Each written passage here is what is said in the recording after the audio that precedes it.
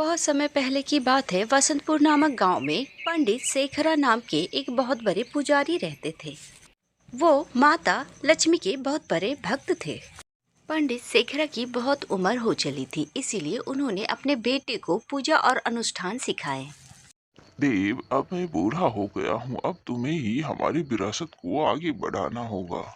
तुम्हें माता लक्ष्मी की पूजा करनी है और ये धन प्राप्ति के लोभ से नहीं करनी है। साथ ही एक ब्राह्मण होने का सख्ती से पालन करोगे। जैसा आप कहें पिताजी।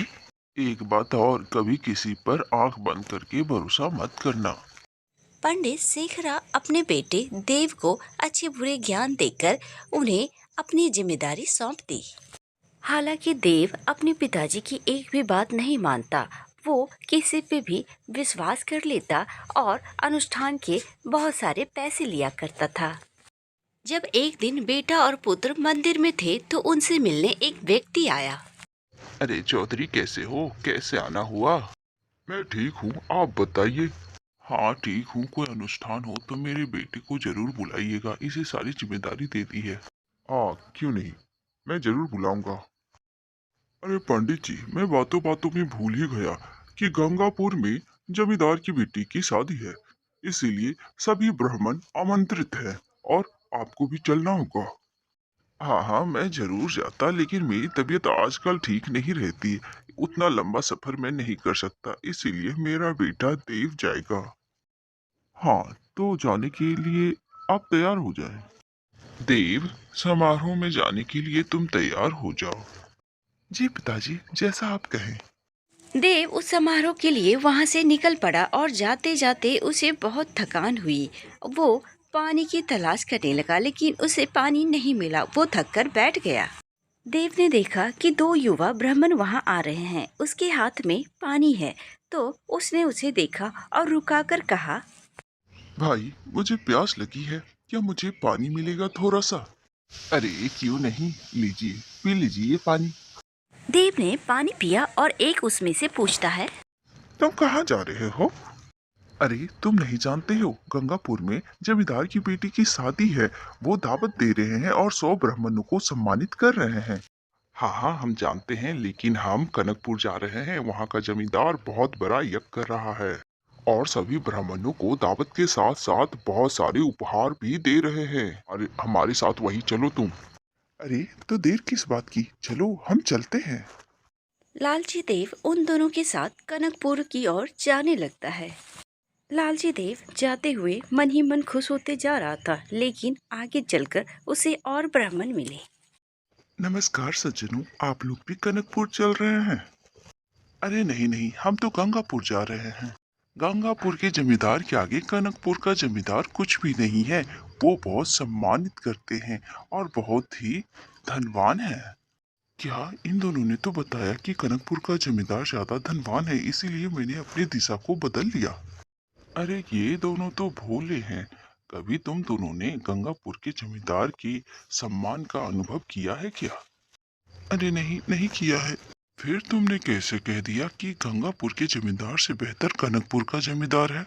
माफ करना भैया, हमने तो ऐसे ही कह दिया। हम दो लोग थे, सोचा कि किसी और को भी ले लेते हैं। मेरी गलती है कि इन लोगों की बातों में आकर मैंने अपनी दिशा बदल ली। अभी भी देर नहीं हुई, मैं अभी भी जा सकता हूँ। कम से कम भोजन का स्वाद तो चख सकता हूँ। उपहार न मिलेंगे तो। देव को अपनी गलती का एहसास हुआ और वो गंगापुर की ओर जाने लगा, लेकिन रास्ते में उसके गांव के कुछ ब्राह्मण मिले। कैसे हो देव? हम गंगापुर से आ रहे हैं। वहाँ के जमींदार ने 100 ब्राह्मणों को सम्मानित किया। हमें बहुत अच्छे अच्छे पकवान मिले। तुम वहाँ नहीं थे, तुम नहीं आए थे क्या? अपनी मूर्खता के कारण उपहार तो खो दिया, कम से कम भोजन ही जाकर कर लेता हूँ। अरे देव, कहाँ जाओगे? भीड़ इतनी थी कि भोजन तो समाप्त हो गया। ये मेरी गलती है। पिताजी ने कहा था किसी की बातों में मत आना, लेकिन मैं आ गया। इतना छोटा रास्ता इतना लंबा हो गया। ऋषि मुनि, अब मैं चलता हूँ, मुझे आज्ञा दे। देव फिर से गंगापुर की ओर जाने लगा। अरे कहाँ गंगापुर जा रहे हो? वहाँ की दावतें बहुत अच्छी थी, लेकिन अब वो खत्म हो गई। मालूम होता है आप कनकपुर से आ रहे हो। अरे नहीं, कुछ युवकों की बातों में आकर मैंने अपनी दावत खो दी। अब मैं अपने घर जा रहा हूँ। माफ कीजिएगा, मैंने दोनों जगह की दावतें खो दी। अरे, ज्यादा लालची बनना अच्छी बात नहीं होती। जहाँ आ रहे थे वहीं के लिए आते। आप ठीक कह रहे हैं। भूख से उसकी हालत इतनी खराब थी कि ये सब सुनने के बाद वो बहुत निराश हो गया और अपने घर की ओर निकल पड़ा।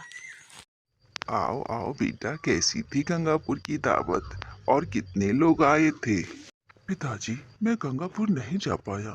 मैं दो लोगों की बातों में आकर मैं रास्ता भटक गया। देव ने अपने बारे में अपने पिताजी को सारी बातें सुनाई कि उसके लालच के कारण दोनों जगहों की दावत उससे छूट गई। अरे, मैंने क्या कहा था, जब तक खुद अनुभव ना करो किसी की बातों में नहीं आनी चाहिए। किसी की बातें सुनकर अपने लिए कोई निर्णय नहीं लेना चाहिए। मुझे माफ कर दीजिए पिताजी।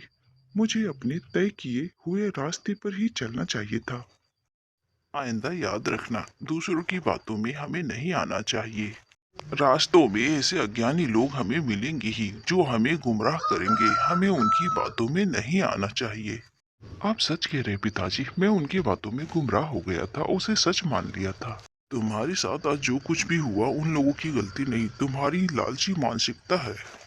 पिताजी, आपका कहने का क्या मतलब है? मैं लालची हूँ? तुम अपने काम के प्रति समर्पित नहीं हो। आपने सच कहा पिताजी, हमें दूसरों की बातों में नहीं आना चाहिए था। अपने ज्ञान और धैर्य के माध्यम से हमें अपनी दिशा में ही चलना चाहिए था। अगर हम अपनी मंजिल तक नहीं भी पहुंचते हैं तो हमें ये इस बात की खुशी होती है कि हमने मेहनत तो की। अगर कोई लालची बनता है तो अंत में मेरी तरह निराशा के अलावा कुछ हाथ नहीं आता है। भले तुम्हारी दावत छूट गई, पर अपने जीवन से तुमने बहुमूल्य चीज हासिल की है। हाँ पिताजी, अब मैं लोगों की बातों पे ध्यान नहीं दूंगा और बुद्धिमानी से काम करूंगा। उस दिन से देव समझदार हो गया और ईमानदारी से काम करने लगा। आपको कहानी में क्या सीख मिली, हमें कमेंट में बताएं।